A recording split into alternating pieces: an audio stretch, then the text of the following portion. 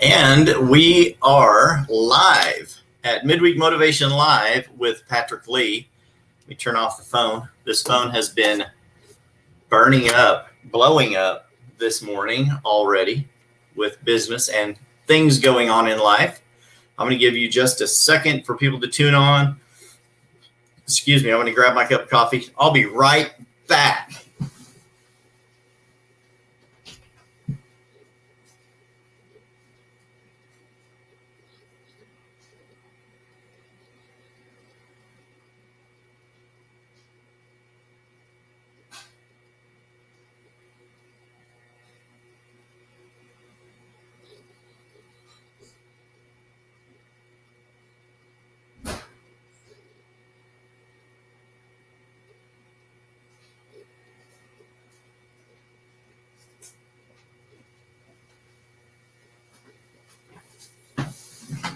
People are saying, what's going on? What's Patrick doing? You can't start the video and then walk out of the screen. Good Lord. Hey, Pete, good to see you on here. Christine, good morning from the Oregon coast. I trust it's beautiful out there. Probably raining where you are, Christine. It rained here the other night. We've had thunderstorms come through. The last couple of nights, a little thunder and lightning, which is good. We need the rain here in Texas. We're always thankful for the rain. It doesn't rain nearly as much as it does out there in Oregon. Some of the reasons I moved to Texas.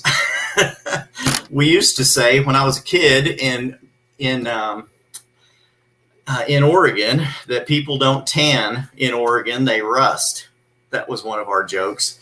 And it was also said at one year, there was a statistic out that said last year, 1,000 people fell off of their bicycles while riding them in Oregon and drowned. And I was like, that's a good, funny joke, right? That's a great Oregon joke. It rains so much in the Pacific Northwest.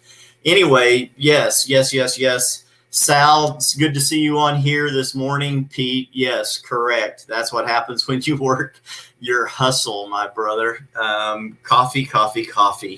Christine, I've had multiple cups today. I drink coffee, hot and black, all day, even when it's hot out here. I do switch to iced tea sometimes in the afternoon, but still drink a lot of coffee, no cream and sugar like my dad used to, but I'm hot black coffee. I want to talk to y'all a little bit this week about the importance of self-care. Y'all may have seen that during the my little Midweek Motivation Live announcement teaser. Just a reminder to get people online at 10 o'clock. I have a lot of people that message me every week. And they say, oh, man, I missed your video. What time do you come on? And every week it's like, well, it's 10 o'clock almost every week on Wednesday mornings. And they said, I just missed it. My camera's up here on my computer. So when I'm looking at the screen and the comments, my eyes move around a little bit. It's not because I have eye problems. I'm trying to look at the camera, trying to look at you and smile, and trying to read the comments as well. So, but yes, it's been a very busy morning. And one of the things I want to talk to you about is the importance of self-care. I've been listening to some podcasts and videos on this, as well as doing some research on it for my own benefit. And we talked last week about some of the things in your life, possibly using this coronavirus pandemic that we're in as a means for you to do a restart in your life, a refresh, click the reset button in your life. And this week I want to talk to you about self-care, because it seems to be one of the things that may be lacking in your life. I found that it was becoming one of the things that was lacking in my life. If you like the video, if you like the topics each week, I have to give you the reminder. Click some likes and loves. Give me some thumbs up on this. Facebook likes hearts more than thumbs up, but I take the thumbs up anyway. The viewing on this has been going up. I love that. The friend requests continue to come in.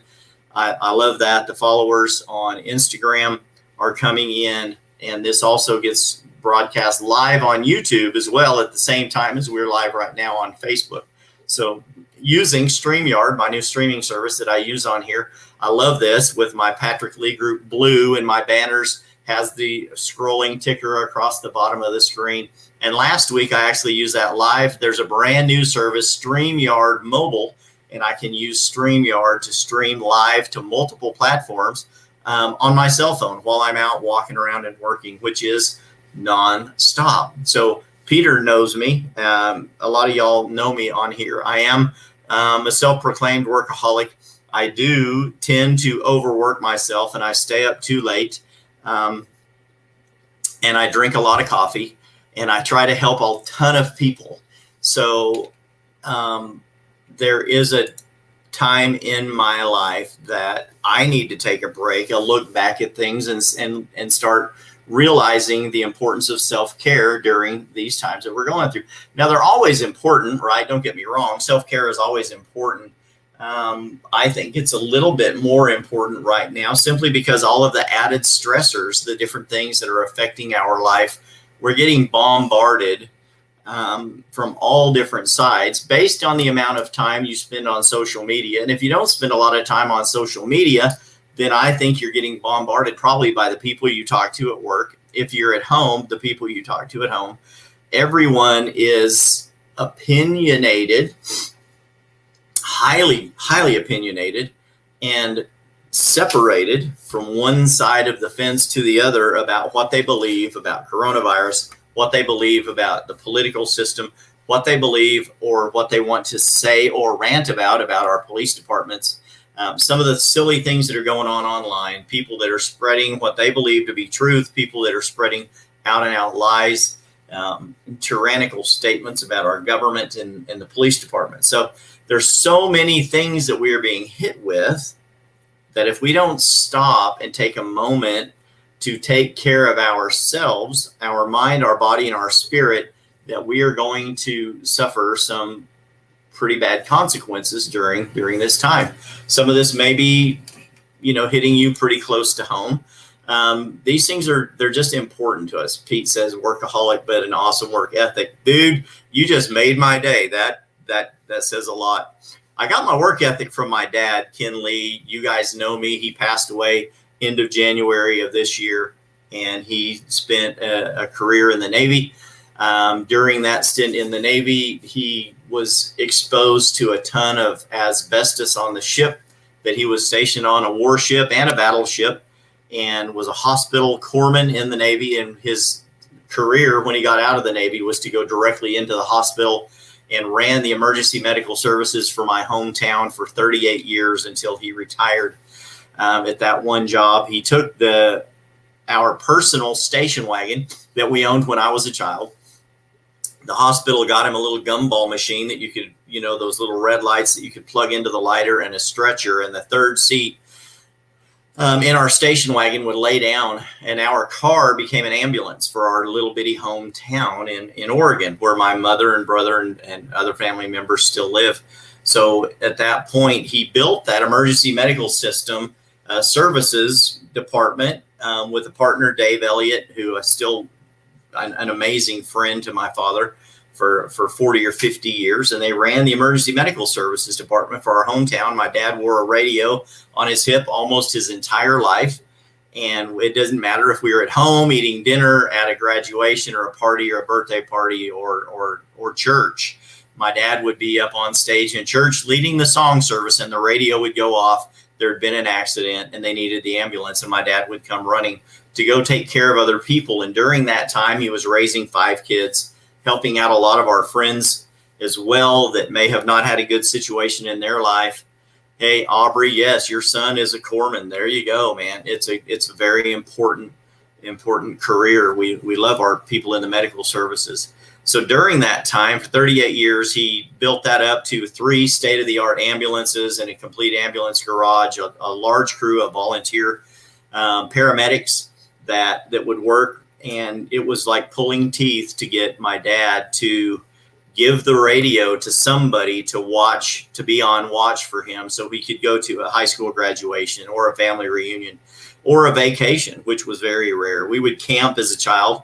Camping to us was real man camping. You get a tent and you get a rope and a tarp, and you string it up between 2 trees and you stake it down, and you get some blankets and you're camping. And if you got a grill and a fire and a cast iron skillet, you can eat, you can go fish for trout and maybe have something to eat. But that's camping. So we'd go camping because it was cheap. We were poor. Some of y'all know that story. We were, we didn't have a lot of money. My dad worked his skinny white butt off to provide for 5 kids. He did that. He detailed cars on the side. He took care of lawns for people. He worked on other like single moms' homes, was always doing something, and then took on a second job running a janitorial service for our local banks and some offices. My mother ended up going to help him with that. So I learned at a very young age, if you want anything in life, you got to work for it, right? My first job was at 14 years old, and I was illegal. I didn't have a Social Security card or a work permit in the state of Oregon, but I wanted to have clothes that I bought. I wanted to have spending money in my pocket to go to high school. I wanted to be able to buy donuts or Cokes or something out of the vending machine at my school for lunch. And my dad always taught us to work and work hard.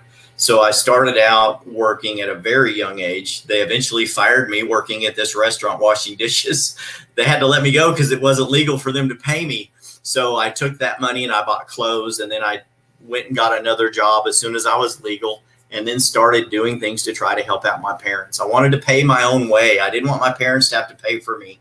And I've been that way my whole life. Thank you, Christine.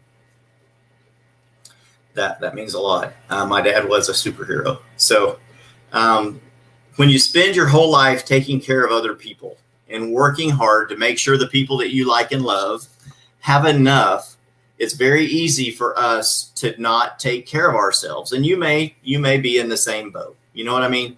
You probably are in the same boat. You work hard, you work all day, you do the things that you think matter, and then your health fails. Something happens in your life and you can't handle it. Your body says enough is enough. Whether it's your heart, your kidneys, your appendix, your liver, your mind, your stomach from acid indigestion, your mind starts slipping. Something's going to happen if you don't take care of your body. About 2 years ago, I came home from a massage. I had just gotten probably the first deep tissue Swedish massage I'd ever gotten in my life. And I came home, and within 30 minutes, I was violently ill and did not know why. I had felt really good up to that, maybe a little sluggish, but I was incredibly ill, painful. I could not get any comfort. Went to the hospital, found out that my appendix was rupturing. And when they did all of the tests on me, MRIs, CT scans, some dye treatments, a lot of different things, that I actually had a rupturing appendix and 3 hernias at the same time. And I know my dad suffered with some hernias from carrying people on the stretchers. And of course, I ended up having some hernias. They ended up leaving me there, called the surgical team back. They did emergency surgery, said, we're going to take care of you right now. This happened in the middle of the night. And they repaired my hernias, took out my appendix, sewed me all back up, and said, get back in shape. But what they did find out while they were inside of me was that my insides were in really good condition. My heart was strong. My veins were clean. My colon was clean. My digestive tract was very clean, like that of a very young man. So I took that as a compliment. I've taught you guys, and I try to live out the same thing. Try to eat well. Try to get exercise. Try not to overindulge in bad things. These are things that are important to us in our lives for us to remain healthy and to be able to live a long, healthy life on this earth. We don't want our time on this earth to be cut short.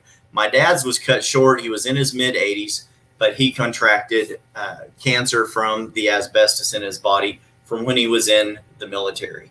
So cancer is prevalent in our society based on the things that we eat, the things that are done to our food, the lack of exercise that we get, the amount of preservatives and chemicals and steroids that are put into our foods, not eating clean, natural foods. So we know that cancer runs rampant in our society today. One of the most cases, the largest amount of cases of cancer in the world is in America because of our lifestyle and our diet. So I want you all to learn to eat better. Of course, we have at our home, in the Lee home, my wife was bragging about it. She goes, have you noticed we've almost eliminated pasta? I said, well, that's a shame. That's a shame. I love pasta. I love Italian food. Give me some loves on that, right? If y'all love Italian food, I love Italian food, but it's a very, very, very strong carb. So we've eliminated a lot of white things from our diet. Sugar, white rice, flour. We still have small amounts, but everything in moderation, right? The Bible even talks about that. All things in moderation. So you don't want to overindulge on things that are going to be bad for you, right? Harmful to your body. So proper exercise. Some of you know that I try to exercise here lately with the pandemic. My gym shut down. Stephanie, my wife's gym shut down. So we got a elliptical and had it in the garage, and Stephanie was working out on that. We have weights and stretch bands and high impact surge training video, and we're able to work out here some at the home. At the house, it's kind of not the same, but able to work out there some. And then the gym opened back up, and I went back to the gym. Some of you saw me back at the gym, and now you have to wear a mask to work out at the gym, and I find that ridiculous. And I'm stubborn enough that I'm not going to do it, so I'm going to be working out more here at the home. And during this time, I took off 30 pounds last year. In the last couple of months, I put a few pounds back on. I bought some new clothes, and some of the new clothes are getting a little tight. I'm not happy about that. And then I noticed last night I was watching America's Got Talent with Simon Cowell, and Simon Cowell's in pretty good shape. But while they were doing the show last night, I noticed a couple of Simon Cowell's buttons were a little tight on his stomach, his little fitted white shirts, right? And I was like, look, even Simon Cowell has got a little bit of that COVID-19 extra pounds going on his midsection. And some of you may too, I don't know. Some people, like I said, have taken this time to do the restart, and they're working out more. They're watching their diet more. Yes, low carb, high protein, exactly. Give me all the meats. That's what I want. I'm a meatitarian, not a vegetarian. I do love vegetables too. We eat a lot of vegetables. Some of my friends and people out here have been bringing us things from their garden. I had some lovely tomatoes this last week from my adopted sister out here, Debbie's garden, and some squash, and we're sharing the wealth from natural foods. I love natural foods. But while we're on this topic, I just want you to consider a couple of things. The importance of self-care during these times. It's very important for all of us to have personal time. We need to take care of our mind, our body, and our spirit. Okay. I talk to you a lot about the perfect day, how to start your day. Get up in the morning, go wash your face in cold water, right? Make your bed, spend about 20 or 30 minutes talking to your creator, getting your day, getting your flow going in the right direction. These things are incredibly important. If you start the day with your mind right, your spirit right, everything else in that day, no matter what life throws to you, you're going to be proactive in attacking life for the day, not being reactive. When you wake up in the morning and the first thing you do is roll out of bed, go to the bathroom and look at your cell phone, you're going to have a reactive day. And a reactive day is not going to be good for you. I believe and have said in the past that I'm a master multitasker. But what you find out is when you're trying to be a multitasker, that you end up doing a lot of things, but you do a lot of things poorly. One of the best books you can read right now is called The One Thing. I took some vitamins. I'm on some new supplements, and they're making me burp just a little bit on top of my coffee and water. Isn't that awesome? So I am doing some new supplements, all natural supplements for my metabolism and a couple of other things. So I'm going to give these a shot for 30 days and see how well they work for me. Same different companies that I've bought supplements for them before, and I love them. I'm just going with a little bit of a different regimen right now. I'm like, why am I burping? That's odd. But if you start the day by looking at your phone, you're going to have a reactive thing because someone's going to need you at 7 a.m. You're going to have text already on your phone, missed phone calls. I've had a ton of them already this morning, but when I started this morning, I got up, washed my face, talk to God for a minute, get the day going, take Stephanie to work, spend more time getting my psyche correct and my spirit correct on the way back to the house to get ready to start my day, to get ready for the video this morning. But I've had on the way back now, I've been able to talk to 5 different people about real estate deals that are going on, some other things that are going on. We have work going on at my house right now in another room. I have a new shower being put in. Got a tile guy working in there. I just recently put some sod in the front yard, and I've been taking care of that. And those are things that are stressful because you're trying to grow new grass and you're growing it in an area where there's no water. So you have to water it the right amount or your grass is going to die. And if you water it too much, it's going to die. But then it's hot and it's going to die. So grass is important to me. When my grass looks good, my life feels better. Maybe this doesn't make any sense to you. So part of my self-care is getting my spirit right in the morning, having a proactive day instead of a reactive day, then taking care of the things that I can take care of. Number one of those things that I can take care of is myself and how I end up deciding how to process the things that happen during the day. I was listening to another video earlier with a professional athlete. And this professional athlete, a female athlete, was talking about, you just have to be ready for whatever the day throws at you. And I don't necessarily agree with that completely. I agree to the extent of what she was trying to say, if that makes sense. But when you have self-care, when you have taken care of yourself and your spirit is aligned, you've got your flow going in the right direction.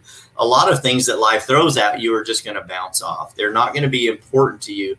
They're not going to matter. And they're not going to be something that immediately demands your attention, right? Certain things can wait. So when you have a plan in place, I've taken care of myself, my psyche, my spirit is good, and things start getting thrown at me, those are basically going to bounce off and they're going to take care of themselves.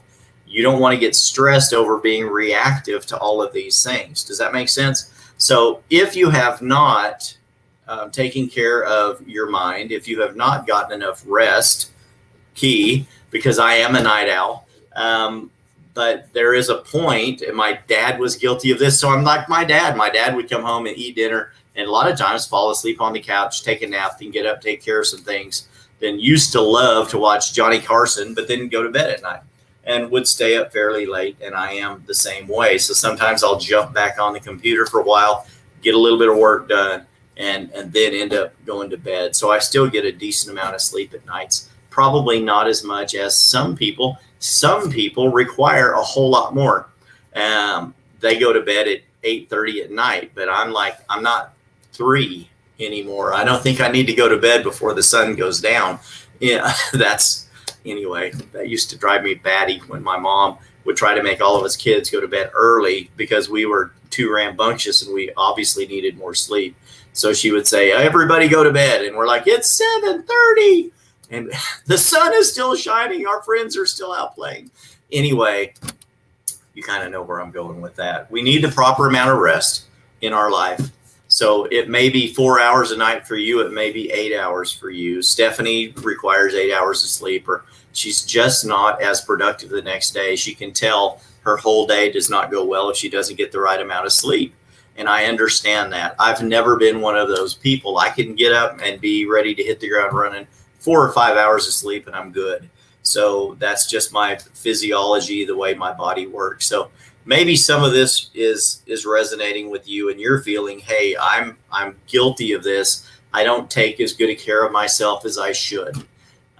What can I do to make this work for me? And I'm going to go back to a lot of the things that I teach you. And this is kind of how I think you might be able to start your perfect day. Get up in the morning, wake up as naturally as possible. If you have to get up, if you're a person that likes an alarm clock, use an alarm clock. I would not recommend you use your phone for an alarm clock. If your phone is your alarm clock, and your alarm goes off at 5 or 6 or 7 o'clock in the morning, and you go to turn off your alarm, the notifications of your phone are going to be on your screen, and you're going to be tempted to open your phone.